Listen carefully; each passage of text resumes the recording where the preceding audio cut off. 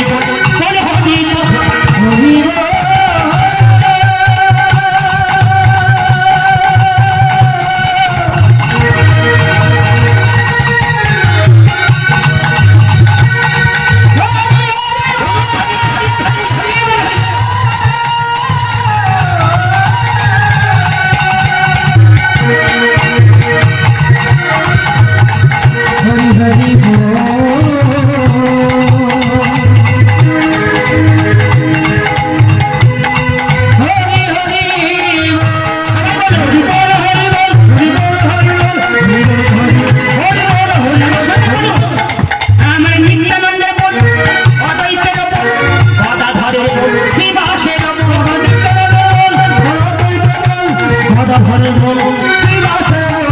আমার সঙ্গে বলুন নিত্যানন্দের বল অদ্বৈতের বল গদাধরের বল শিবাসের বল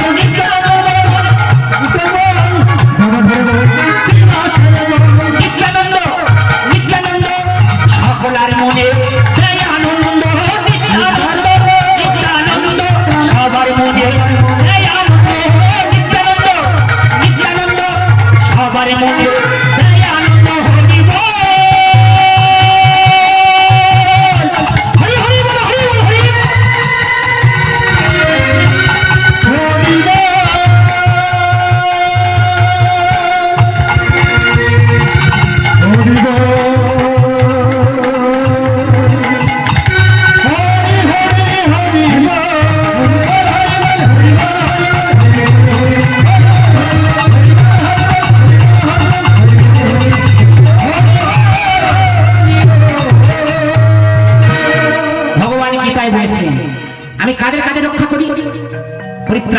সাধু না, আমি সাধুদেরকে রক্ষা করি, তাই না? হ্যাঁ, আর তাকে রক্ষা করে বিনাশয় দুষ্কৃতম, যারা ভগবান বিদ্বেষী, ভগবানকে মানে না, যারা বৈষ্ণব বিদ্বেষী, বৈষ্ণবকে হিংসা করে, আমি তাদেরকে দমন করি। আর কি করি? সাধুদের রক্ষা করে, অসাধুদেরকে দমন করে। আর কি করি? যে ধর্ম সমাজ থেকে হারিয়ে গেছে, সেই যে ধর্মটা হারিয়ে গেছে, সেই ধর্মকে পুনরায় স্থাপন করার জন্য আমি বারে বারে গোলক থেকে এই ভূলোকেতে নেমে আসি। ধর্ম সংস্থাপনার্থায় সম্ভবামি যুগে যুগে। তাহলে দেখুন, গীতা হলো ভগবানের মুখের কথা, গীতা কারো লেখা নয়। যারা শাস্ত্র পড়ে না, সাধুদের কাছে যায়, তারা মন গড়া কথা বলে। এই হরিনামটা হলো সাধুদের সম্পদ, মহাপুরুষের সম্পদ। যদিও তিনি জগতের সকলের পিতা, তথাপি তিনি বেশি আনন্দ পান সাধুদের কাছে। কারণ সাধুর হৃদয়তে ভগবানের বাস, বৈষ্ণবের হৃদয়তে ভগবানের বাস। আর বৈষ্ণবের কাছে গিয়ে সাধারণ মানুষ তাদের দুঃখের কথা বৈষ্ণবের, বৈষ্ণব ঠাকুর কি করবেন? সাধারণ মানুষের দুঃখের কথা দিয়ে ভগবানের কাছে বলবেন। এবার বৈষ্ণব কি? জন্মগত বৈষ্ণব আর সংস্কারী বৈষ্ণব। যারা বৈষ্ণব বংশে জন্মেছে তারা জন্মগত বৈষ্ণব, আর যারা বৈষ্ণব ধর্ম পালন করে সংস্কার করেছে তারা হলো সংস্কারী বৈষ্ণব। শুধু বৈষ্ণব হলে হবে না, শুধু বর্ণাশ্রম ধর্ম পালন করলেও হবে না। কারণ কবিরাজ গোস্বামী, যিনি চৈতন্য চরিতামৃত রচনা করেছেন, তিনি বলেছেন এই যে ব্রাহ্মণ, ক্ষত্রিয়, বৈশ্য, শূদ্র যে চারি বর্ণ আছে, চারি বর্ণ যদি কৃষ্ণ নাহি ভজে, কৃষ্ণ নাহি ভজে, স্বধর্ম পালনে করে সে নরকে করে মজে।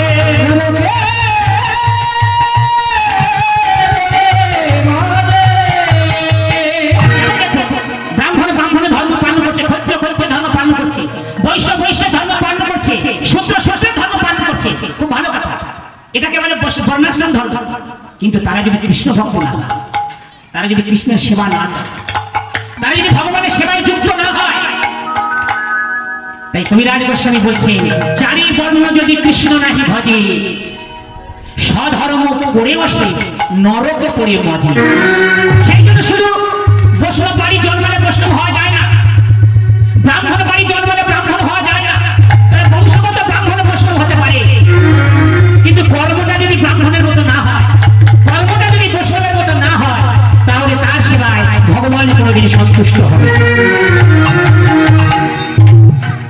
সেই জন্য বৈষ্ণব ধর্ম পালন করতে হয়, বৈষ্ণব সেবা দিতে হয়। বৈষ্ণব সেবা মানে যে বাড়িতে বৈষ্ণব ডেকে এনে ভালো করে মানে খাওয়া দাওয়া দিলাম, ওইটা শুধু বৈষ্ণব সেবা না। বৈষ্ণব সেবা মানে যে কর্ম করলে বৈষ্ণব সন্তুষ্ট হন। বৈষ্ণব কিসে সন্তুষ্ট হন? বৈষ্ণব সন্তুষ্ট হন হরিনাম শ্রবণ করে, তাই না? বৈষ্ণব সন্তুষ্ট হন হরিনাম করে। যদি হরিনামের আয়োজন করা হয়, তাও যদি সাধুর মুখে হরিনাম হয়, কোন সাধু ব্যক্তি যদি গীতা ভাগবতের কথা বলে, সেটাই ভগবান বেশি খুশি হন, সেটাই বৈষ্ণব বেশি খুশি হন। কারণ পদ্ম পুরাণে ব্যাসদেব লিখেছেন অবৈষ্ণব মুখানে কিরণ। যারা বৈষ্ণব নয়, যারা ভগবানের সেবা করে না, কেবলমাত্র নিজের জীবনের ভিত্তি হিসাবে হরিনামকে গ্রহণ করেছে। আমি হরিনাম করলাম, পয়সা পেলাম, চলে এলাম, এমন ভিত্তি যারা গ্রহণ করেছে, ভগবান তাদের মুখে হরিনাম শুনতে পছন্দ করেন না। অবৈষ্ণব মুখানে কিরণ সর্ব উচ্ছিষ্ট বিশেষ সময় শাস্ত্রের কথা। যেমন আপনারা জানেন দুগ্ধ, দুগ্ধ খুব উপাদেয় বস্তু। দুগ্ধ খেলে মানুষের শরীরে প্রোটিন হয়, দুগ্ধকে বলা হয় সুষম খাদ্য, তাই না? দুগ্ধ এমন একটা খাদ্য, দুগ্ধ খেলে সব ধরনের প্রোটিন, সব ধরনের ভিটামিন শরীরের মধ্যে চলে আসে। কিন্তু সেই দুগ্ধে যদি কোনো বিষধর সর্প উচ্ছিষ্ট করে দেয়, আর সেই দুগ্ধকে যদি সেবা করা হয়, তখন ওই দুগ্ধকে শরীরে প্রোটিন হয়তো দূরের কথা, তখন এই শরীরে মৃত্যু হয়ে যাবে। তাই ব্যস্ত করেছে হরিনামে যদি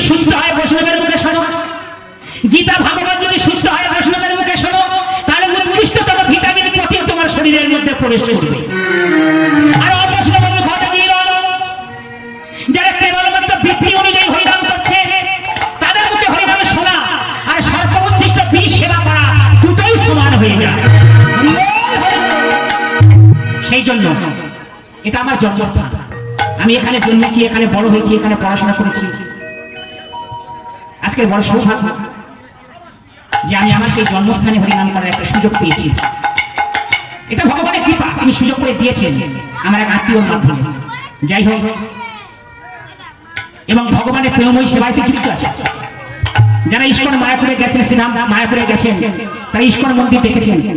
আমি সেই ইস্কনের একজন দীক্ষিত ভক্ত। সারা পৃথিবী জুড়ে যে ইস্কন নামের প্রচার করছে, আমার পরবর্তী গুরুদেব তিনিও আমাকে দায়িত্ব দিয়েছেন, তুমি যেখানে যাবে সেখানে আমার এই মহাপ্রভু নামের প্রচার করবে। পৃথিবীতে আছে যত নবরানি গান, সর্বত্র প্রচার করো আমার মহাপ্রভুর নাম, আমার মহাপ্রভু।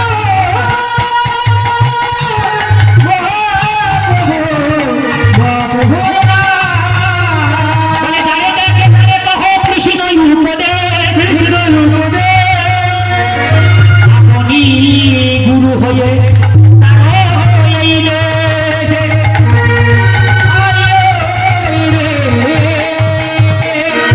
তাই মুকুন্দ সরকার নিজের গ্রামে শ্রীখণ্ডে ফিরে এলেন। শ্রীখণ্ডে ফিরে এসে মনে মনে চিন্তা করছে, আমি চিকিৎসা করে কত মানুষের অসুখ সারিয়েছি, কিন্তু আমার ঘরের মানুষের অসুখটা সারাতে পারলাম না। হরি বল হরি বল। আমার স্ত্রীর অসুখ সারাতে পারলাম না। আমার স্ত্রীর কি অসুখ হয়েছে? কি অসুখ? না, আমার স্ত্রী ভগবানকে সেবা দেওয়ার জন্য একটা সন্তান দিতে পারল না। হরি বল হরি বল। হে গোপীনাথ, আমরা স্বামী স্ত্রী যখন এই জগৎ ছেড়ে চলে যাব, আমরা যখন এই জগৎ ছেড়ে চলে যাব, তখন ভগবান তোমার সেবা পাবে কি? বলো বলো গোপীনাথ, অন্তত তোমার সেবা করার জন্য একটা পুত্র কিংবা কন্যা দাও কি না, তাই তো? হ্যাঁ, আমরা ভাবি আমাদের ছেলে মেয়েকে কৃষ্ণ ভক্ত করবো, কোনোদিন ভাবি নিজেরা কৃষ্ণ ভক্ত হওয়ার কথাও ভাবি না, আর ছেলে মেয়েদের কৃষ্ণ ভক্ত করার কথাও ভাবি।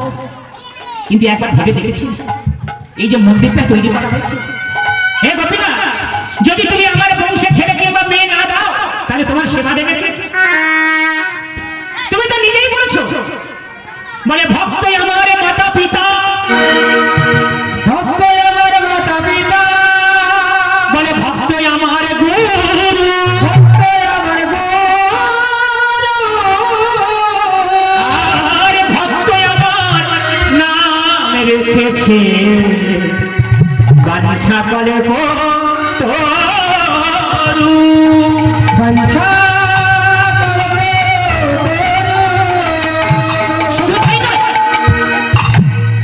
বিশ্ব ব্রহ্মাণ্ডের মালিক কৃষ্ণ, তিনি ভক্তের হাতে খাওয়ার জন্য কাঙাল, তিনি ভক্তের হাতে সেবা পাওয়ার জন্য কাঙাল। তাই মহাজন আচার্য বলছে, যেদিন ভক্ত আমার সেবা দেয়, আমি সেদিন সেবা পাই, আমি সেদিন সেবা পাই। ভক্ত যেদিন সেবা দেয় না, আমি সেদিন উপবাসে যাই, আমি সেদিন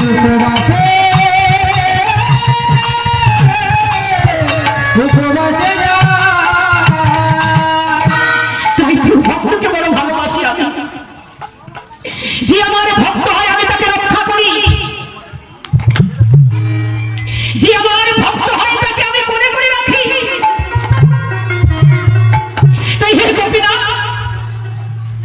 তোমাকে সেবা করার জন্য একটি পুত্র কিংবা একটি কন্যা তুমি আমার ঘরে পাঠিয়ে দাও। মুকুন্দ সরকারের স্ত্রী মুকুন্দ সরকারকে বলছে, হে স্বামী, কতদিন হলো মহাপ্রভুর সঙ্গে দেখা হয়, তিনি তো করুণাময় ভগবান, তুমি মহাপ্রভুর কাছে গিয়ে তোমার দুঃখের কথা বলো, তিনি তোমার মনের ইচ্ছা সব পূর্ণ করবে। তুমি ঠিক বলেছো। এই বলে মুকুন্দ সরকার তিনি বর্ধমান থেকে নবদ্বীপে যাচ্ছেন, আর সঙ্গে সঙ্গে মহাপ্রভুর নাম করতে যাচ্ছেন। জয় গৌর হরি, জয় গৌর হরি, জয় মহাপ্রভু। গৌরাঙ্গ তুমি মোর দয়া না ছড়িও, গৌরাঙ্গ তুমি দয়া না ছড়িও। আমি যত পথ পদাবলী গাইছি সব মহাদেব শুনেছিল। আমি মহাদেবের পথ ছাড়া অন্য কোনো গান গাই না। মন গড়া কোনো কথা আমি কীর্তনে বলি না, কারণ এই কীর্তন মানে হলো মহাজনের পদ, মহাজনের কথা বলতে হয়। নিজের মন গড়া কথা বলার জায়গা এটা নয়। মহাজনরা যে কলম দিয়ে গেছে তারা ভগবানের সঙ্গে লীলা করেছে, আর ভগবানের কথা কলমে লিখেছে। তাই পদকথা লিখছে গৌরাঙ্গ তুমি মোর দয়া না ছড়িও, দয়া না ছড়িও।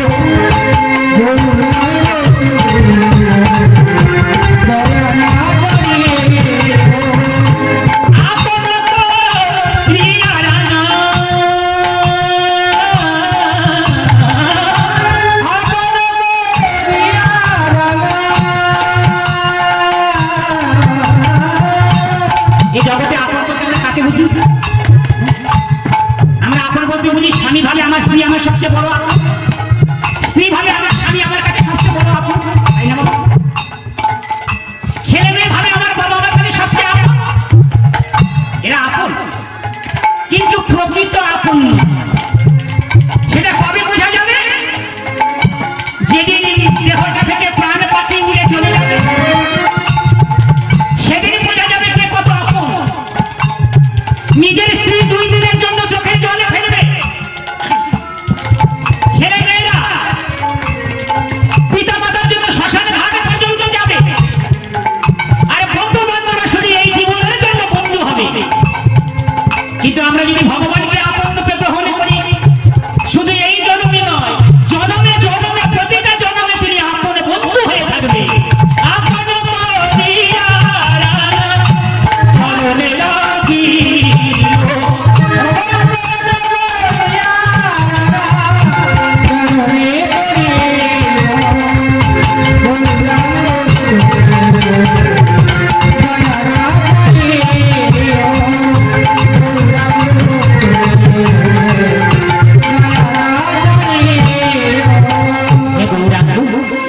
তোমার সে বড় আপন আর কেউ নেই। আমি তোমার জন্য সব কিছু ছেড়েছি। তোমার লাগিয়া আমি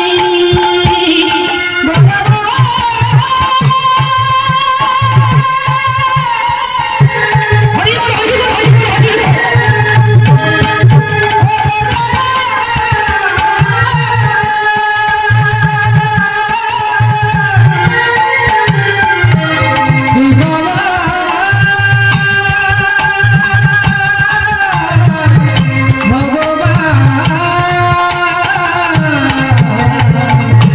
তোমার লাগিয়া আমি সবতে আগিলু, তোমাতে লাগিয়া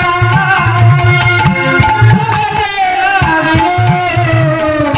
কৃপা করে চরণেতে আশ্রয় লইলু, আমার কৃপা করে চরণেতে আশ্রয় লইলু।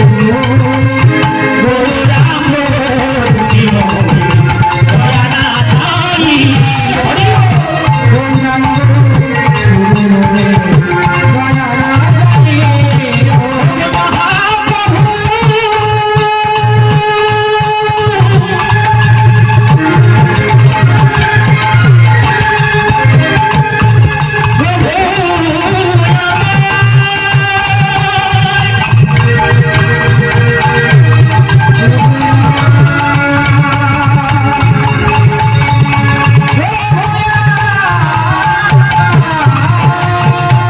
মহাপ্রভু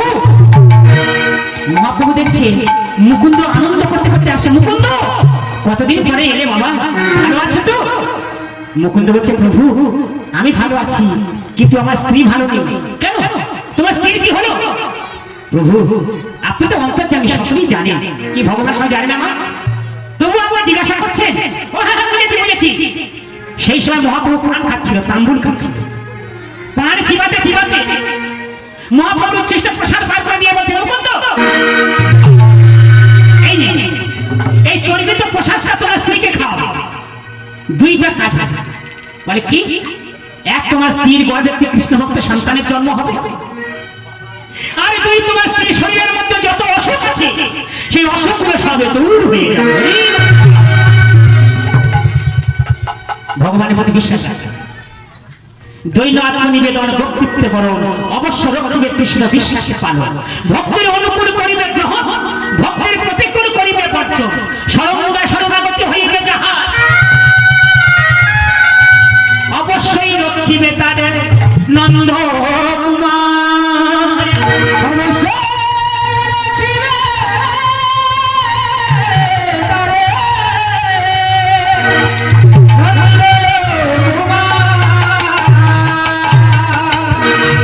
মুকুন্দ মনের আনন্দে সেই ভগবানের প্রসাদ চর্বিত তাম্বুল এনে তার স্ত্রীকে দিয়ে বলছে, কই গো, কোথায় গেলে? কি হয়েছে? এই না, ভগবানের প্রসাদ দিয়েছে, প্রসাদ। বলে সেই চর্বিত পান? বলে না, তুমি মহাপ্রভুর নাম করে সেবা করে না। যা ভক্তিমতী মা তো বৈষ্ণবের স্ত্রী, পরম বৈষ্ণবী, তিনি শুদ্ধ মনে শুদ্ধ বস্ত্রে জয় মহাপ্রভু, জয় মহাপ্রভু, জয় মহাপ্রভু বলে সেই চর্বিত পান তিনি সেবা করে দিলেন। নারীর শুভ লক্ষণ প্রকাশ পেল। 10 মাস 10 দিন পরে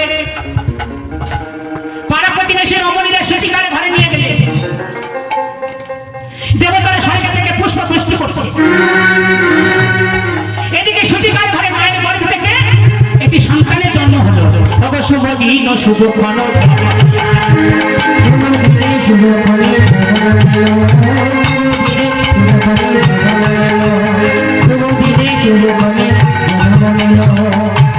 মায়ের কোলে সুন্দর একটি পুত্র জন্ম নিল। মায়ের কোলে সুন্দর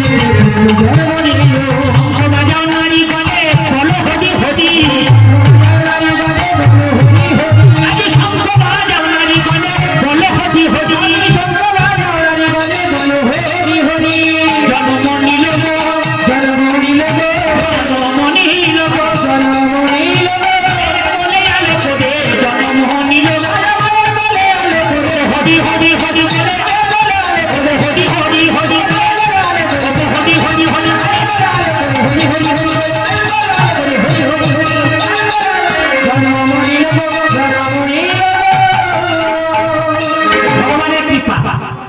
ভগবানের কৃপায় একটা ছেলে জন্মগ্রহণ হলো।